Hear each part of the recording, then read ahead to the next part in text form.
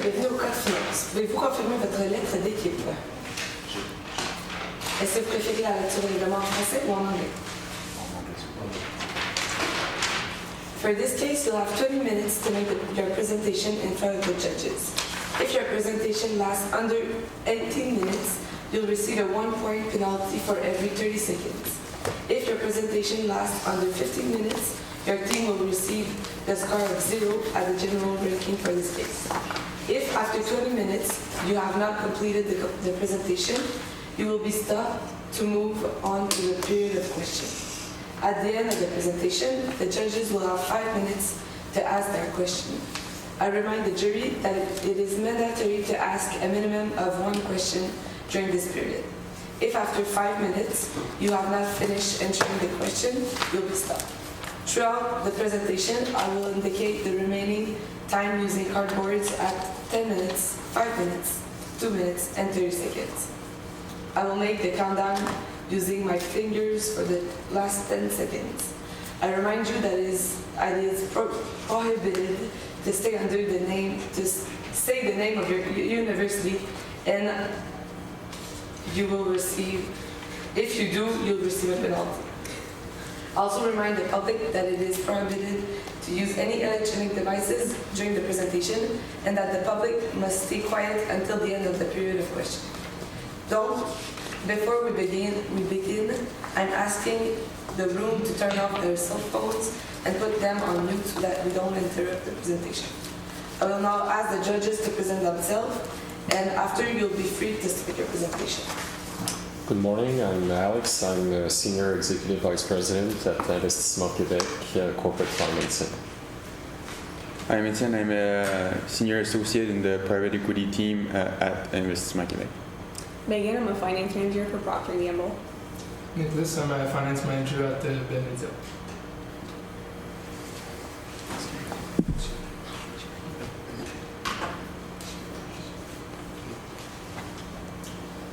Bonjour les juges et membres de l'audience. Je m'appelle Raphaël, voici mes collègues Jérémy et Théo, et notre présentation se fera en anglais. Par contre, nous n'aurons aucun problème ensuite de ça de répondre aux questions en français si vous le désirez. Over 1,000. I want you guys to think about that number. We are bombarded every single day with over 1,000 ads from the time you wake up to the time that you go to bed. Now, this advertising industry, which was propelled and accelerated after the Second World War, which we can see famously in the TV show Mad Men, let's say, actually faces today a brand new revolution.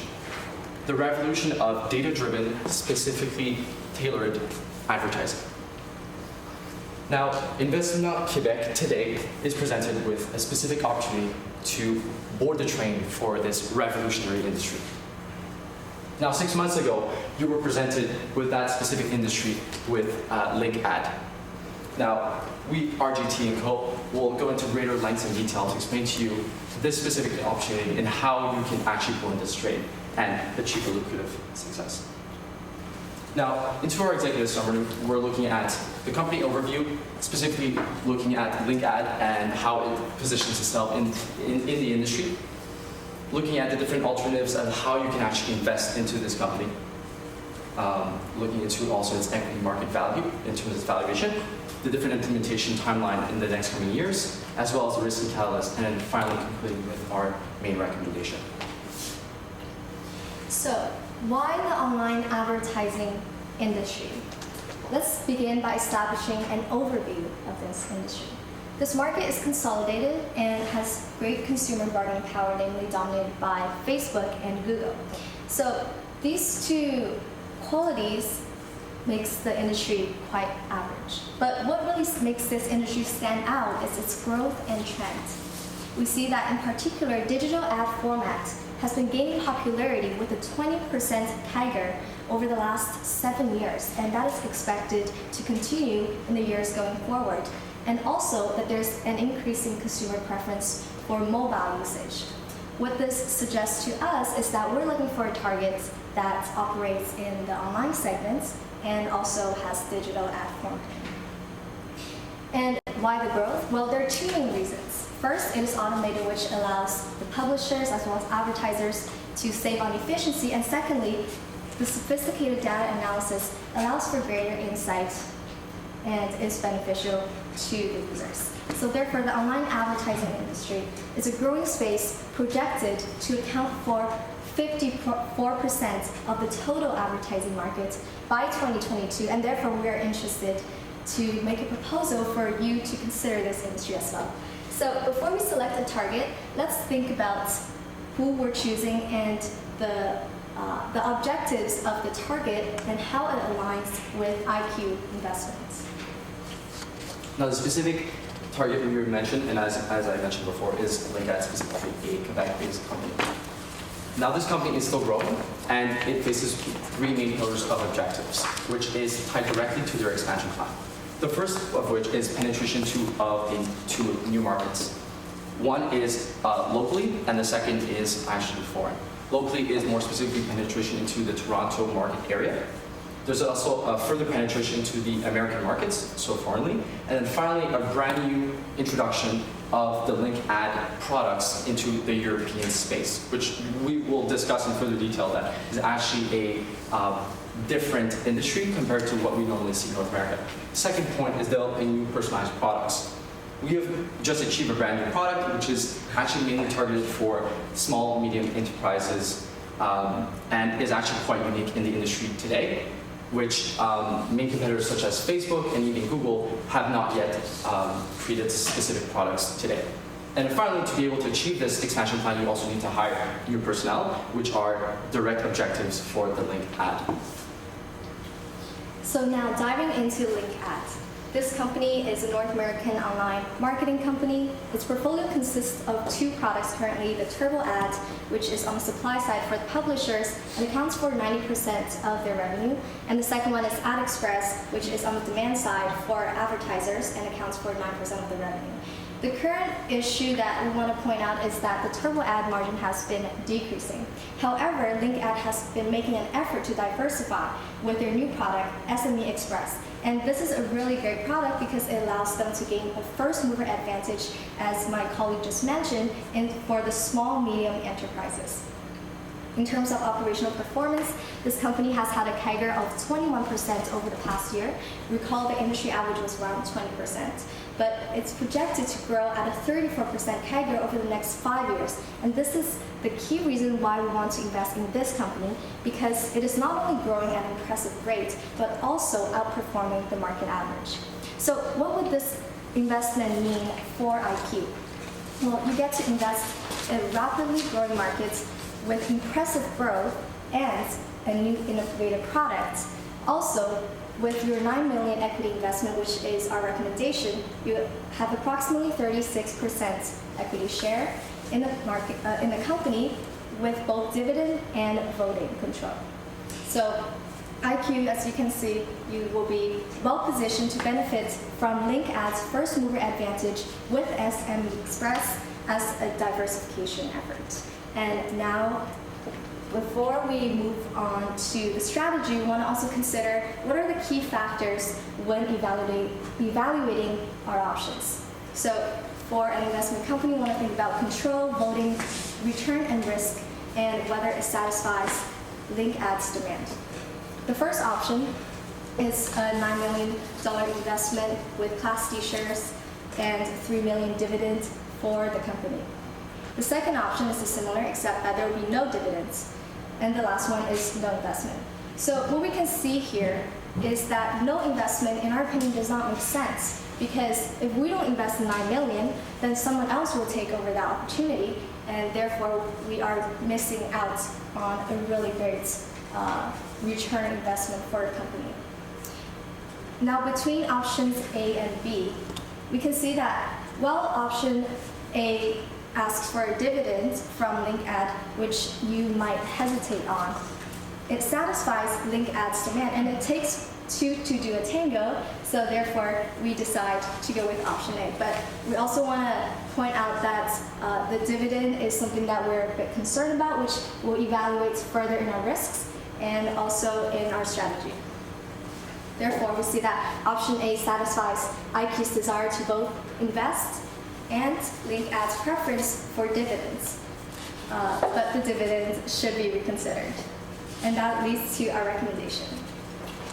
Now, bridging on to what Jing Han said, our main recommendation here is to invest the $9 million that is proposed by LinkAd directly, which will present an exceptional opportunity for IQ Investment for growth in terms of a money over money multiple of 6.8 over the next 5 years, while supporting IQ Investment Quebec's core mission of also supporting locally Quebec companies. Now, this bridges onto our main strategy, which is in 4 points, TVRE. So T pertains specifically to the transactional details that we briefly touched upon, but we'll go into greater detail into our presentation. Second part is critical here is the valuation of the company itself. Third component is the risks. I mean, any investment always entails very great risk. This is a small company that's growing very fast, so risk cannot be overlooked. And then finally, ESG also is very important.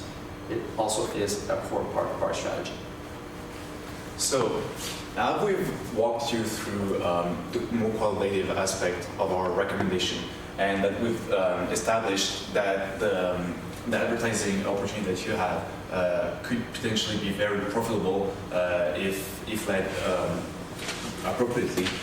We want to walk a little bit through the numbers here and see how we can, if it makes sense from a return perspective, and is it an attractive return profile, and what does it entail for us in terms of capital and for the company in terms of performance? What do they have to do for us to actually get the return we want? And in order to do this, we wanted to highlight 4 key points in our methodology. The first one is about growth. This industry is driven by a huge growth and a huge growth potential, and we want to make sure that we dig deeper into where this growth comes from, because if as we'll see later on in the sensitivity, if this growth is hindered, it might actually have a huge impact on our returns. The second part that we the second aspect that we went through in our model is projecting down from top line growth to an operating metric. The reason why we went for operating metric and decided not to go deeper into the numbers is because as of today, the company LinkAd doesn't have any debt. However, considering the market, the current market, the competitive pressures, considering all these external factors as well as internal factors, we can't ensure that over the next 5 years the company will remain debt-free. We can't ensure what will happen with the capital structure, what will happen as well with the investments. So what we wanted to do is take into account the operations of the company and how well it will be managed without taking into account the financing aspect, or minimizing the financing aspect, I should say. Based on this, we needed a little context as well in terms of numbers in order to come up with a valuation. So we did this by looking at public transactions and public comparables. And thanks to these comparables that we have now visible were mainly companies operating in the same space, both in terms of products and in terms of geographies. We were able to come up with a valuation for the company. And lastly, as in any model, and as I just mentioned, we wanted to as well see how our returns would vary, how drastically our returns would vary, depending on the growth profile as well as on some operational metrics, and this will be found in our sensitivity analysis. So let's dig deeper into the growth aspect in the first place. So as we can see in terms of in the slide in the left graph for you, the numbers, the raw numbers are actually growing at an impressive pace. As Jing Hong mentioned, we're outperforming the market. And this exponential growth actually comes from a multitude of factors. The first one being a geographical expansion with an unexpected lucrative entry in the European market, as well as the development of new products, such as the new one that was just launched, which is like which is basically like an enhanced product compared to, so I would refer to the SME Express actually, and which is an enhanced version of AliExpress, more customized, and this is something that's the first of its genre in the industry. So we think that these numbers could actually be supported by such factors. Now, as we can see, there's one of the products, as we can see on the right graph, there's one of the products, AliExpress, that will become less and less important as part of the product mix of the company. The reason here is that, as I mentioned, like SME is kind of an enhanced version of this AliExpress product, and we expect basically existing customers to transfer their requirements from AliExpress products to SM Express products. So there's part of a little bit of cannibalization of the own sales, of ThinkAd's own sales, as well as new customer acquisition. Now, we also want, well, we saw the growth story, we also want to see in terms of operations how the company is going to do. So are they going to be able to maintain a margin? Are they going to be able to expand their margins? And as we can see, if we go straight to the EBITDA, the adjusted EBITDA margin, we actually expect over the next 5 years the company's margin to increase. As I mentioned, this is due to a couple of factors, such as we think since there's going to be more, so it's going to be more opportunities to develop efficiencies internally and to as well to enhance the product as well. So we think EBITDA margins are going to expand. The other important component that we want to mention here is the TAC. So this is the acquisition cost of customers. We expect, since it's an industry that is a service industry, we think that the network effect will apply, meaning like the company will at first need certain material amount of capital to actually acquire customers. But as the word will spread a bit more, these acquisition costs will drop importantly. So that leads us to our valuation. The main point of this slide is to show that even in the bear case scenario, where acquisition costs, where competitive pressures actually are more and more important, and acquisition cost increases, and in a case where we're not able to capture a significant share of the growth in revenue, we still see a multiple in money that is about 3 times. This is very high, but we realize that this seems we're confident with this number, knowing that knowing the numbers, the growth numbers for the industry, and knowing the company, knowing what we know about the company's operations. Now, we've already touched upon two main aspects of the strategy. The transaction details, like we had mentioned before, $9 million investment of releasing Class D shares with a $3 million dividend. And Theo has just touched upon the valuation, where it goes from a bear case of 2.86 money over money valuation multiple to 7.87 multiple.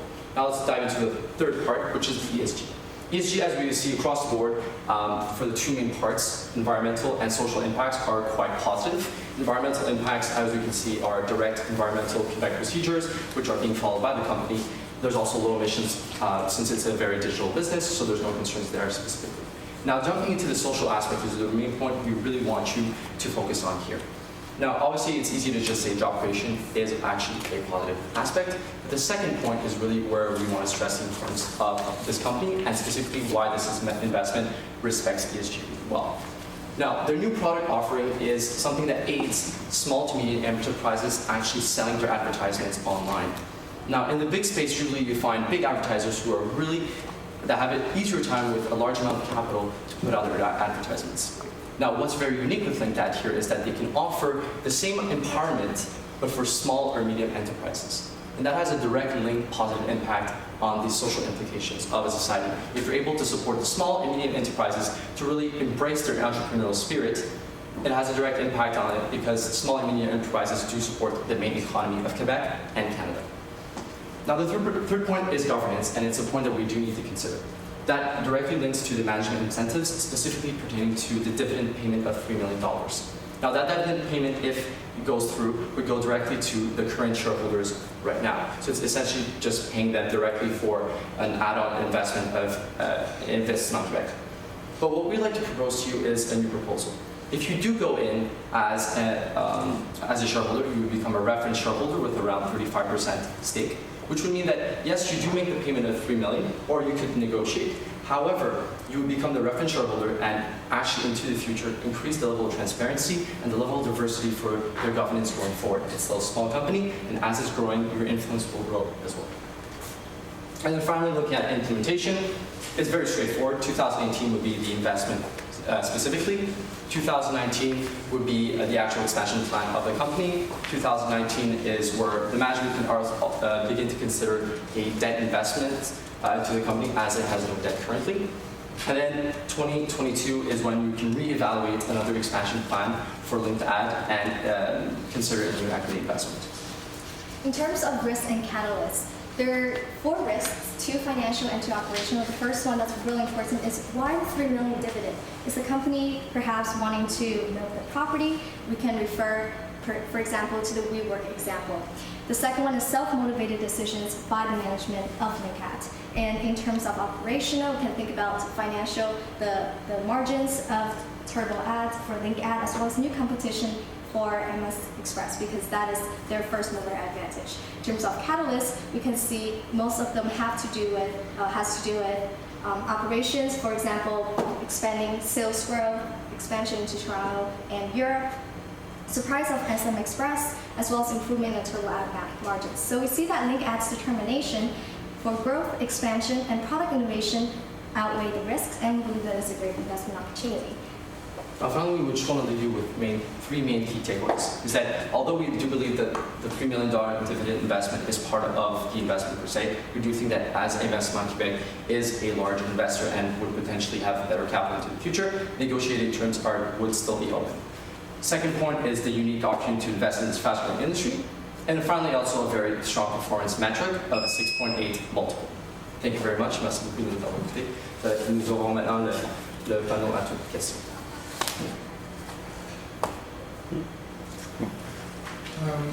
You guys mentioned at the beginning that there was maybe like a risk with new employees, with hiring new employees. Do you believe that will be a danger to achieve the increase in growth for the revenues for the company?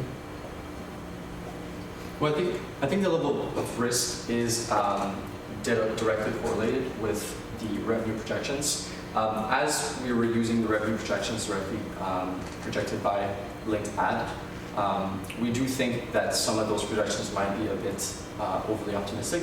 This is essentially why Theo did the bear base and then bull case. And in all 3 cases, even though if we reduced the amount of revenue projections directly correlated, let's say, with employee risks, you can still see that the bear case still provides a fairly attractive money over money, a multiple of 2.83. Now, this is the absolute worst case. As you can see, it can just go up from that moment on. We think that we're very confident that amount of money over money multiple of over 3 in the next 5 years, even considering that level of risk, is still very attractive for the company. And if I may add on to that, a little bit into the numbers, the bear case includes a downgrade of about 5 to 7% on a yearly basis of revenue. So we really try to push that growth down to see the effect. It also includes the acquisition cost that I was talking about, a significant addition to this acquisition cost. And as Brad just mentioned, still with this, we are able to have an attractive profile. So it's a good investment. So out of your 3 scenarios, which one would you recommend in terms of the value, of the equity value of the company? So I think it would be, we're comfortable with the base case scenario. The reason behind this is, while we did our own research, we also had this, that data from the management of LinkAd. We believe that these were in line with the industry. We believe that the outperformance of the company compared to the industry is justified when we look at the business model of the company and what it does better than its competitors, as well as how the company thinks about this. We see it's a very innovative team that is able to come up and implement products in multiple geographies, something that competitors don't necessarily do, especially when we talk about the comparables that we analyzed. And so we think that the base case scenario here would be the most appropriate one because of this. However, we would not necessarily go towards the bull case in the sense that we want to stay conservative, and we still want to make sure that in our projections. So in your base scenario, where is your price per share? So we did not come up with an actual price per share. What we came up with is more of the equity, the equity amount that would need to be invested. This is also because, as Ralph and Minghong mentioned, we want to try to negotiate a little bit more the deal, in a sense that there's this $3 million dividend that we want to understand a little bit more about, and the implications of this dividend in terms of the employee, the employee's confidence in the product, the employee's confidence in the business, and there's a couple of different points that we want to renegotiate, and this is why we didn't come up with an actual share price, because it will also include maybe investing in different class of shares. But if you haven't come with a share price, how did you come with a stake ownership of, was it in the 30% or something? 35? 36%. So the way we projected this is we went through our projections. So we made our own projections. We came up with an enterprise value and then an equity value that was at the end of the projection period. And based on this, we actually calculated the actual equity value, so as of today. And we realized that there's a pre-investment equity value and a post-investment equity value. And we basically took the percentage of our investment in the post-investment equity value to come up with the stake that we would ask for at once in the minimum take out. Okay. Okay. Just to see, stay the same. Question is over. Oh. Sorry. Thank you. Thank you. Thank you. Merci. Thank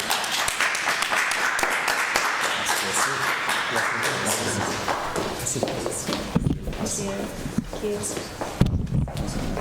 Thank you.